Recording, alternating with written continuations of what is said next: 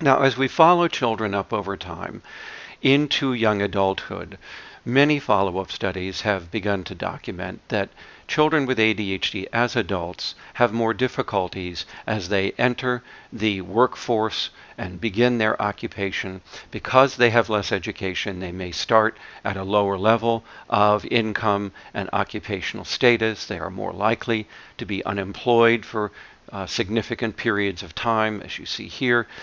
They're more likely to take sick days or simply not show up for work, or if they are at work, have difficulties performing work independently of supervision, all of which leads to them being more likely to be dismissed from employment or fired, as we say in English. And you can see here that a large percentage of ADHD children, at least 40%, have experienced more dismissals from a job than have more typical children. People with ADHD are also more likely to change jobs out of boredom than are other individuals. And so it's not unlikely to see that they have a very checkered work history of changing jobs much more frequently and less time within each job that they do obtain. Employers are able to spot the ADHD symptoms even if they don't know that the person has a diagnosis, indicating that these symptoms are causing significant disruption in the workplace if they are not being treated. So all of this is to say that another cost that is linked to unmanaged ADHD are these adverse consequences within the domain of occupational functioning.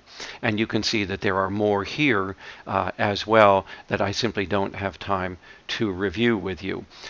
But all of this is to say that when the child finally reaches adulthood and they've left school, the difficulties don't necessarily go away. Problems with completing work may continue into the workplace setting for many of these children, particularly if their ADHD is not being treated in young adulthood.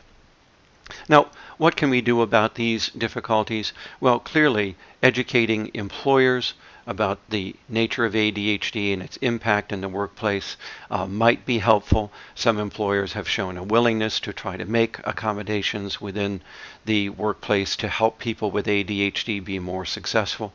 As I've said, I think vocational assessment and training in high school would help these children be better prepared to enter the workforce, particularly if they leave school early before completing their required education.